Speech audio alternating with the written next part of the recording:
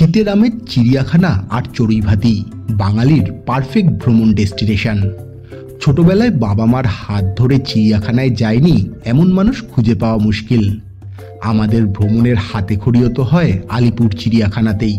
কিন্তু আপনি কি জানেন এই চিড়িয়াখানা ব্যারাকপুরে বিশ্বের সর্বপ্রথম চিড়িয়াখানার ঐতিহ্য বহন করে চলেছে? আজকে সেই কাহিনী শোনাবো আপনাদের। বড়দিন হোক বা নতুন বছরের শুরুতে আমরা বারবারই ছুটে যাই চিড়িয়াখানা। খাঁচায় থাকা বাঘ, সিংহ আর মিঠে রোদের দেদার খাওয়া দাওয়া, এসবের মধ্যে কতটা উন্নতি করেছে আলিপুর চিড়িয়াখানা, সঙ্গে কিভাবে যাবেন আর ভিতরে ঢুকে কোথায় কোথায় ঘুরবেন, সব তথ্যই জানাবো আজকে। তো চলুন আজ চিড়িয়াখানায় ঘুরে আসি।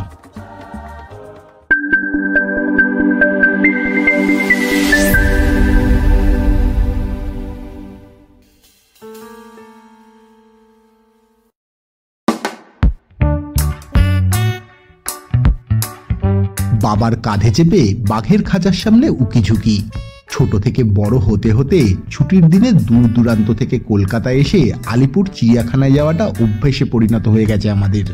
বাঘ, সিংহ, হাতি, গন্ডার, শিম্পাঞ্জি থেকে বিভিন্ন ধরনের পাখি, জীবজন্তু দেখতে দেখতে পরিবারের সঙ্গে সময় কাটাই আমরা।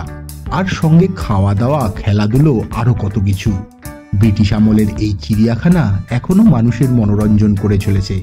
আপনি কি জানেন 19 হেক্টর এলাকা জুড়ে থাকা এই চিড়িয়াখানা তৈরি করতে খরচ হয়েছিল মাত্র 5,000 টাকা। এখন সেটা মাত্র মনে হলেও 150 বছর আগে এই করতেই কাল ঘাম ছুটেছিল ইংরেজদের। তখন 1800 সাল।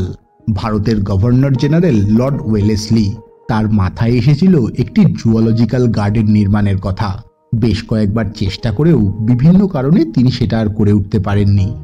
এদিকে পলাশির যুদ্ধের পর থেকে ব্যারাকপুর নিয়ে আলোচনা শুরু হয় সাহেব মহলে। গঙ্গার ধারে মনোরম পরিবেশ নজর কাটতে থাকে ইংরেজ কোম্পানির। অবশেষে 1772 সালে তৈরি হলো প্রথম সেনা ব্যারাক। এরপর থেকেই ক্রমেই ব্যারাকপুর হয়ে উঠল দ্বিতীয় রাজধানী। তৈরি হলো লাট সাহেবের বাগান বাড়ি।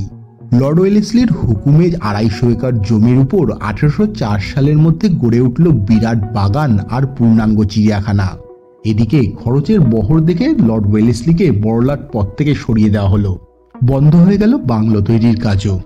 তবে সেই সময় বিভিন্ন জায়গা থেকে পশু পাখি নিয়ে এসে ভরে উঠেছিল ব্যারাকপুর চিড়িয়াখানা। মূলত ফোর্ট উইলিয়াম কলেজের শিক্ষার্থীদের জন্য একটা ন্যাচারাল হিস্ট্রি ইনস্টিটিউশন গড়ে তুলতে চেয়েছিলেন ওয়েলেসলি। মাথায় পরিকল্পনা আসার সাথে সাথে কাজও শুরু করে দিয়েছিলেন। প্রথমে গার্ডেন রিচে 1800 থেকে 1804 সালের মধ্যে 350 পাউন্ড খরচ করে যে পশু সংগ্রহশালা গড়ে তুলেছিলেন, সেটাই তুলে এনে চিড়িয়াখানার রূপ দিলেন ব্যারাকপুরে। এইভাবেই কেটে গিয়েছিল কয়েক দশক। ততদিনে প্রয়াত হয়েছেন গভর্নর সাহেব। আর ব্যারাকপুরের চিড়িয়াখানাও পরবর্তী গভর্নরদের সদিচ্ছার অভাবে জীর্ণ হয়ে পড়ে। ইতিমধ্যে ইংল্যান্ডে বেশ কয়েকটা চিড়িয়াখানা তৈরি হয়ে গেছে। এবার ব্রিটিশ সরকার কলকাতায় চিড়িয়াখানা গড়ে তোলার জন্য নড়ে চড়ে বসল। 1873 সালে তৎকালীন lieutenant governor sir Richard temple কলকাতায় একটি চিড়িয়াখানা স্থাপনের প্রস্তাব দিয়েছিলেন। 1875 সালে কলকাতার জিরাট বস্তিতে শুরু হয়ে যায় চিড়িয়াখানা তৈরির কাজ। প্রায় 30 বছরের আলোচনার পর তৈরি হয় আলিপুরের জুওলজিক্যাল পার্ক। তার পাশে ধুঁকতে থাকে ওয়েলেসলির স্বাদের চিড়িয়াখানা।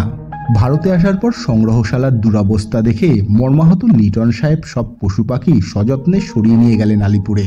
অবলুপ্ত হলো ব্যারাকপুরের চিড়িয়াখানা। আজও তার স্মৃতি বয়ে নিয়ে চলেছে আলিপুর চিড়িয়াখানার জুওলজিক্যাল গার্ডেন। চিড়িয়াখানা তো নেই, কিন্তু সেই নাম আজও আছে, ব্যারাকপুর চিড়িয়ামোড়, যার নাম এসেছে এই চিড়িয়াখানা থেকেই।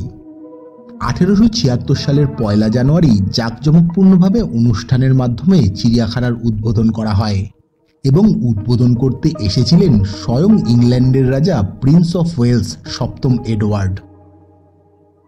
সেই থেকে এখনো পর্যন্ত কলকাতার অন্যতম সেরা আকর্ষণ আলিপুর চিড়িয়াখানা। শীতের দুপুর হোক বা বর্ষার বিকেল, চিড়িয়াখানায় যাওয়ার মজাই আলাদা। আজকের এই ডিজিটাল যুগেও পায়ে হেঁটে হাজার হাজার মানুষ চিড়িয়াখানায় গিয়ে টিকিট কাউন্টারের সামনে ভিড় করেন। দক্ষিণ কলকাতার একটি অভিজাত স্থান আলিপুর। ট্রেন পথে শিয়ালদহ বা হাওড়া, সেখান থেকে চিড়িয়াখানায় যাওয়ার প্রচুর বাস রয়েছে। আর কলকাতার যে কোনো জায়গা থেকে তো একটা ট্যাক্সি করে সহজেই চলে আসা যায় আলিপুর চিড়িয়াখানা। তবে মেট্রো করে এলে নেতাজি ভবন বা রবীন্দ্র সদন মেট্রো স্টেশনে নেমে বাস বা ট্যাক্সি করে খুব তাড়াতাড়ি চলে আসা যায় আলিপুর চিড়িয়াখানায়। আচ্ছা, চিড়িয়াখানায় ঢোকার এন্ট্রি ফি 50 টাকা, আর 5 বছরের নিচের বাচ্চাদের জন্য 20 টাকা। সকাল 9টা থেকে বিকেল 5টা পর্যন্ত খোলা থাকে, আর টিকিট পাওয়া যায় সকাল 9টা থেকে বিকেল 4:30 পর্যন্ত। সাধারণত বৃহস্পতিবার বন্ধ থাকে চিড়িয়াখানা, তবে বৃহস্পতিবার ছুটির দিন হলে খোলা রাখা হয়, আর বন্ধ থাকে তার পরের দিন। যদিও ডিসেম্বর মাসে রোজই খোলা রাখা হয়। চিড়িয়াখানার ওয়েবসাইট থেকে পাওয়া যায় অনলাইন টিকিটও। ভিতরে ঢুকেই সামনে পথ নির্দেশ দেওয়া রয়েছে, যেটা দেখে বুঝতে পারবেন কোথায় গেলে কি কি দেখতে পারবেন। সেই পথটাই একটু খোলসে করে দিই। গেট দিয়ে ঢুকে বাঁ দিক নিলেই প্রথমে শিম্পাঞ্জির খাঁচা।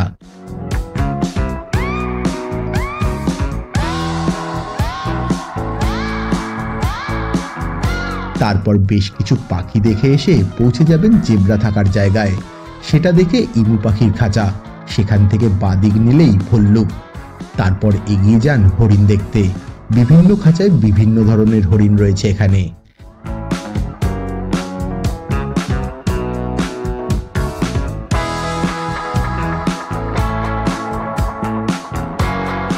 এরপর ক্যাঙ্গারু দেখে চলে আসুন কচ্ছপের খাঁচার সামনে।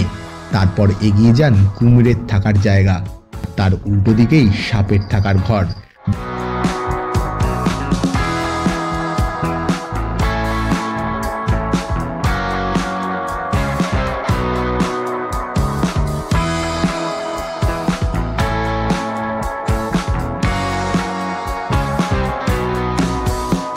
বেশ কিছুটা এগোতেই গন্ডার, আর তার উল্টো দিকে অ্যানাকোন্ডার থাকার জায়গা।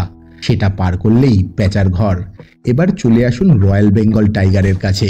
তারপর কাচের খাঁচায় আটকা চিতাবাঘ, আর তার পাশের খাঁচায় রয়েছে মেছো বিড়াল।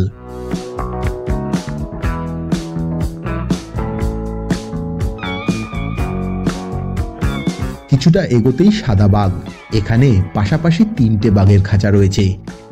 এগোতে থাকুন সামনের দিকে। হায়না জলহস্তি দেখে চলে আসুন সিংহের খাঁচার সামনে। আর উল্টো দিকে ময়ূরের ঘর। এবার বেশ কিছুটা এগিয়ে এসে দেখে নিন হাতি।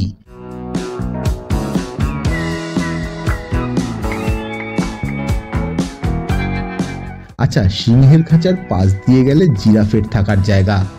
এইভাবেই ঘুরতে ঘুরতে আরো বিভিন্ন চেনা অচেনা জীবজন্তু দেখতে দেখতে কেটে যাবে সারাটা দিন।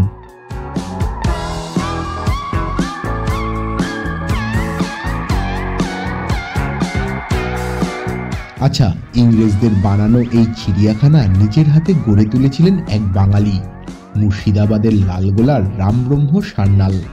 কলকাতায় ডাক্তারি পড়তে এসে তার স্বপ্নের অন্তরায় হয়ে দাঁড়ায় তার দৃষ্টিশক্তি। বন্ধ হয়ে যায় তার ডাক্তারি পড়া। তবে মেডিকেল কলেজে পড়ার সময় ইংরেজ সাহেবদের নজরে এসেছিলেন, আর তাই তাকে চিড়িয়াখানার কাজ দেওয়া হয়। সান্যালবাবুর কর্মদক্ষতা আর জীবজন্তুর বিষয়ে তার অভিজ্ঞতা, শিক্ষা আর গবেষণা দেখে তাকে 1879 সালে চিড়িয়াখানার প্রথম ভারতীয় সুপারিনটেন্ডেন্ট নিযুক্ত করা হয়।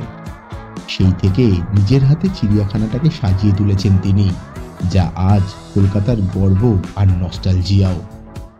আচ্ছা, চিড়িয়াখানার এত পশু পাখি, ইচ্ছে করলে আপনিও হয়ে উঠতে পারেন এই পশু পাখির অভিভাবক।